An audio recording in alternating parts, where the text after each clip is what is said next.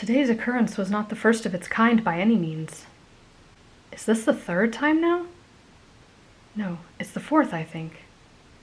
The first time you had only recognized as an incident later on. In the moment you had thought nothing of it.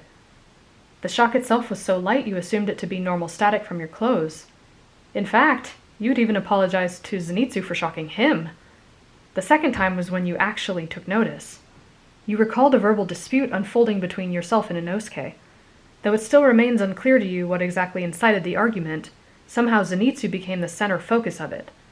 In the heat of the moment, the brash teen tossed out a careless insult, as he tends to do, and you were quick to defend the sensitive blonde from it. The last thing you remembered was plopping your hand onto his golden locks to punctuate your viewpoint, since he was actually sitting in the room when Inosuke's mouth started firing. When a loud crackle, followed by a spark of light, erupted from beneath your palm. It hardly hurt, but the sharp popping sound was startling to say the least. Zenitsu himself even looked around for the source, having no idea that it had come from him. The next one was more robust than its predecessors. A few days ago, the two of you decided to eat lunch outside after he gushed over how romantic picnics are. Tanjiro was there as well, perched mere feet away on a rock next to the koi pond. But Zenitsu seemed content to ignore him and treat it like a date anyway. Perhaps it was instant karma for making Tanjiro feel unwelcomed, but it was then that Inosuke, being the agent of chaos he was, came tumbling across the food spread, snatching Zenitsu's dessert right off the blanket. He took no time in vocalizing his complaints, but it wasn't enough to stop the green-eyed delinquent from gobbling it anyway, leaving your companion to pout in frustration. Here. You held the bowl up quickly, knowing that Tanjiro would have offered his own if you didn't speak up fast enough. Zenitsu held up a hand in refusal. No, I couldn't take yours. Oh, I insist. I don't really like Onmitsu anyway. You shrugged and he blinked at you. You know, the pitch of your voice changes when you lie. Right at the end there. His comment seemed to hold no accusation. It was strictly observatory in nature, almost like he was taking a mental note of it. You shot a loaded glance over to Tanjiro. If his raised eyebrows were any indication, that remark struck him as odd, too. Zenitsu usually allowed his wishful thinking to get the better of him and override his keen senses, but it seemed as though he could read you easily when he wanted to. Want to share? You offered as a compromise, and he nodded twice. Then open up. You scooped up a generous helping of the sweet onto the spoon. Zenitsu blushed and obeyed, leaning forward to give you easier access. Things seemed fine when his mouth closed around the utensil, but then he looked up. With a mouthful of food, his unguarded, doe-eyed expression was amusing, and Zenitsu watched your lips tug into a genuine smile. He felt the involuntary warning pull on his heartstrings, and he tried to back away, but not before. This time the tension was harsh, and the pain shot all the way up to your elbow. You reflexively dropped the metal spoon, and it hit the glass bowl with a clang. Tanjiro stared on in fascination.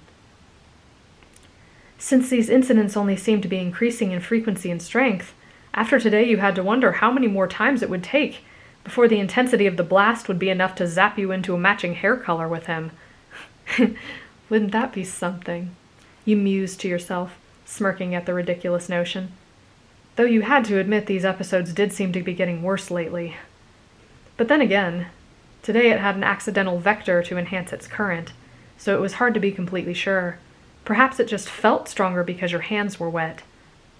Zenitsu had been hiding since he shocked you this morning. You were certain of it. The grounds were not vast. Not to mention he generally sought out your presence, so it was highly unusual not to see him. You couldn't really blame him, though. Girls had smacked him around for far less in the past. The afternoon felt oddly lonely without his attentive eyes on you, his bubbly conversation flickering between your ears as he hot-footed around you in a circular pattern reminiscent of a planet in orbit. He couldn't avoid you forever, though, since the four of you always ate dinner together. The mild pain in your hands had all but ebbed by the time you made your way inside. The three boys were already sitting there when you slid the panel open. Zenitsu's posture visibly shrank in fear when your voice greeted the lot, and he froze completely when your gaze fell upon him. You sat down in the open spot between him and Tanjiro, and Zenitsu's eyes widened. You couldn't suppress the delighted smile that threatened to tear your face in half, and you watched the ease sink back into his demeanor. "See, I told you she wasn't mad at you," Tanjiro stated warmly, which resulted in the blonde flashing you a crooked grin before digging into his food. As you chewed your food and listened to the boys' trade dinner conversation, little thoughts began creeping in, and you couldn't help but entertain them. The odd escapades happening over the last few days were kind of cute, weren't they? Talk about reaching a new level of wearing your heart on your sleeve, which Zenitsu already did in the first place. As if that open facet of him wasn't endearing enough, he somehow managed to cultivate a literal spark of joy whenever he felt it, though calling it a spark would be underselling its magnitude.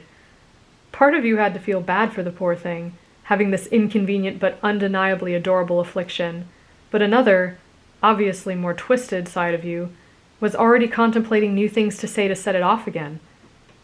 You couldn't quite explain this desire, but there was just something intimate about it. In those moments you possessed a power comparable to his own mighty hearing or Tanjiro's keen sense of smell. Just like you could no longer mask the truth from him, in those sparks resided a matching vulnerability, when he couldn't hide his innermost feelings from you. Only then did you experience his emotions at their most unguarded, when he was the most Zenitsu. "What's on your mind, traveler?"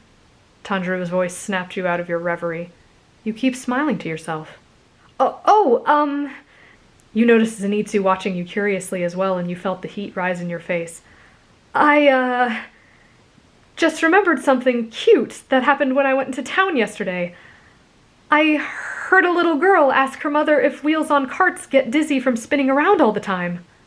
Wow, you had just utterly pulled that story right out of your posterior. Why you did it, you had no idea. You were well aware by now that Zenitsu could distinguish your lies and Tanjiro could sniff them out. "Gosh, I'm such an airhead," you mumbled to yourself when that realization struck. Tanjiro giggled at the blank look on your face. "It's okay, traveler. You don't have to tell us. I was just curious." You narrowed your eyes at him. "Don't give me that look, Tanjiro, so help me."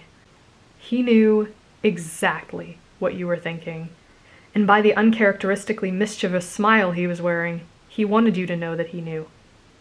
"Phew, dark already, huh?" Inosuke, entirely clueless to the subtext at the table, flopped onto his back and patted his full stomach. "Man, I was hoping to train some more today." "If you want, I can wake you up early and we can get a head start on tomorrow's training," Tanjiro offered, scooping up some of the used dishes at the table.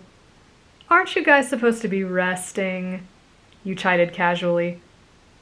Well, extra oxygen helps with the healing process.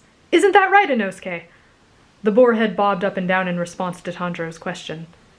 "Excuses, excuses." You shook your head and Zenitsu smiled at your motherly tone. After you gathered the remaining dishes in your arms, you and Tanjiro walked off to the kitchen together to wash them. Now that it was just you and he alone, the silence was stifling. "So, don't say anything, Tanjiro, please." You cut him off immediately, channeling your frustrations into scrubbing. "I don't know what you're talking about." He teased lightly and you pursed your lips in annoyance. He returned your salty expression with a warm one. "But I will say this. Most people appreciate honesty, especially genuine people." You let out a sigh. You couldn't be irritated. That was actually pretty good advice.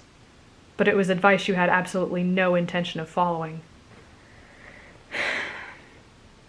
Upon return to the room, you observed that the table was gone and the futons had come out. The moon was shining through the open doors, and a dark blue painted the pond and gardens. "Nezuko-chan!" "Wake up! It's nighttime!" A moment of expectation hung in the air before the box swung open. On your left you saw Tanjiro giving him the side-eye of a protective brother, reminding him to behave. The small girl emerged, ebony hair flowing like a river behind her. "Hi, Nezuko-chan!" Zenitsu cooed. "Did you sleep well? Did you dream of me?" "Those are called nightmares." Inosuke schooled him flatly, and Zenitsu's lips curled in displeasure. Nezuko ignored the bickering and greeted the blonde with a genial pat on the head. You clenched your teeth in anticipation when he smiled wide and a pink blush dusted his cheeks. But then... "No spark?" You frowned and knitted your brows. "Something wrong?" The intuitive Tanjiro picked up on your mood change immediately. "You jealous?" Inosuke elbowed you in the ribs from the other side. It appeared that he was not as clueless at dinner as you thought. For a hot second, you almost lost your composure, but managed to pull yourself back. Yes, I am, actually. You crawled forward towards the box. I want head pats too, Nezuko! That's not what I meant, you ingrate! He was clearly dissatisfied that his attempt to embarrass you had failed. A blush found its way to your face anyway, since you knew Tanjiro was right behind you, buying none of it. You quickly buried it in the comforter in front of her and felt a hand rest on your head. You weren't sure how you knew, but every eye in the room was certainly fixed, and you could feel yourself sinking into the floor as each pair bore into you.